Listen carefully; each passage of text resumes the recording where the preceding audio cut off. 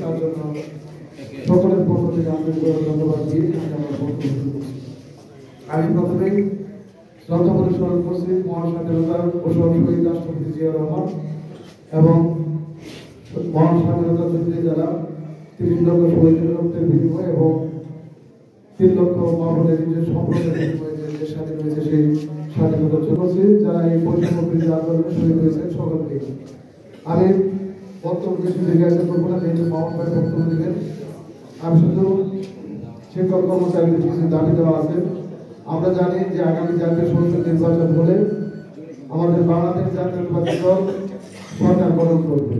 আবার এইটুকু জানি যে জাতীয় সংসদ নির্বাচন হলে জামালপুর সদর আসন থেকে আমাদের সকলের ভোটে সকলের প্রতিষ্ঠায় মাহবুব ভাইকে নির্বাচিত হবে। আমাদের শিক্ষকদের অনেক বৈষম্য রয়েছে, যেমন প্রধান শিক্ষকদের, সরকারি প্রধান শিক্ষকদের এবং বেসরকারি প্রধান শিক্ষকদের মধ্যে বৈষম্য রয়েছে, স্কেলের বৈষম্য রয়েছে। সহকারী প্রধান শিক্ষক এবং সহকারী শিক্ষকদের মধ্যে বেতনের বৈষম্য রয়েছে। আমাদের যে সরকারি যে সুযোগ সুবিধা সেগুলোর মধ্যে অনেক বৈষম্য রয়েছে, যেমন কুসুম ভাতা সরকারি কর্মচারীরা পূর্ণাঙ্গভাবে পায়, কিন্তু কুসুম ভাতা আমাদের মাত্র অল্প কিছু শিক্ষকদের দেওয়া হয় এবং এখানে বাড়ি ভাড়া মাত্র 100 টাকা 1000 টাকা করে দেওয়া হয়। এই যে শিক্ষকদের বৈষম্য, এই 17 বছর আন্দোলন সংগ্রাম করেছি এই বৈষম্য দূর করার জন্য এই সরকারের কাছে দাবি জানিয়েছি, কিন্তু কোনো লাভ হয়নি। বরঞ্চ আমাদের শিক্ষকদের প্রতি এখানে অত্যাচার করেছে, নির্যাতন করেছে। আন্দোলন করতে গেলে অত্যাচার নির্যাতনের মধ্যে দিয়ে আন্দোলন থামিয়ে দেওয়া হয়েছে।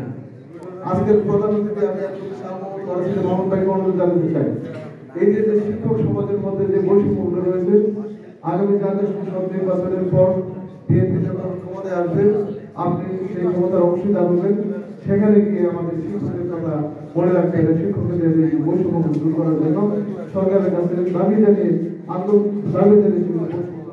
আজকে আপনাদের অনুরোধ জানাচ্ছি।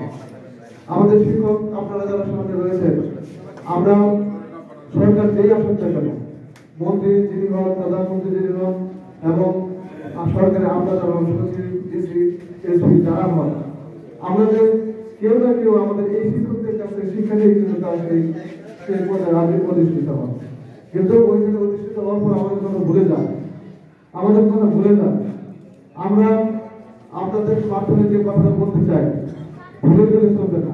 আমাদের দাবি আমরা শিক্ষক কর্মচারীদের প্রয়োজনে আন্দোলন করে আদায় করবো, ঠিক কিনা?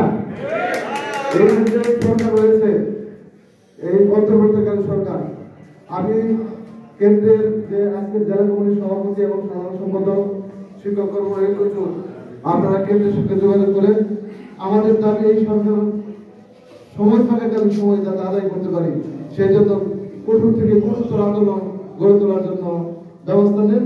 আমাদের এই সামনে শিক্ষক কর্মচারীরা আছে, সকলেই একযোগে দাবি করবে সেই আন্দোলনে থাকার জন্য।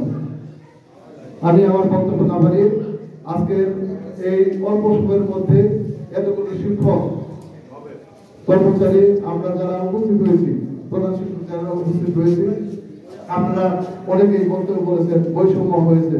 এই সরকারের বিভিন্ন কথা বলতে গেলে স্কুল পর্যায়ে সভাপতিরা দায়িত্ব নেওয়ার পর অনেক শিক্ষকরা নির্যাতিত হয়েছে। এই আগামী দিনে যাতে আপনি যারা সাধারণ সম্পাদক আছেন, আমাদের এই দল ক্ষমতায় নাই কিন্তু স্থায়ী সরকার হিসেবে কাজ করতে আমি জানি, আমাদের এই শিক্ষকরা এবং স্কুল যারা আমাদের যে কমিটি হবে সেই কমিটি দ্বারা যেন প্রতিষ্ঠান প্রধান সহ শিক্ষকরা নির্যাতিত করা হয়, সেই জন্য সরকার দৃষ্টি রাখার অনুরোধ জানিয়ে এবং সকলে আজকে উপস্থিত হয়েছে সেই জন্য আন্তরিক ধন্যবাদ জানিয়ে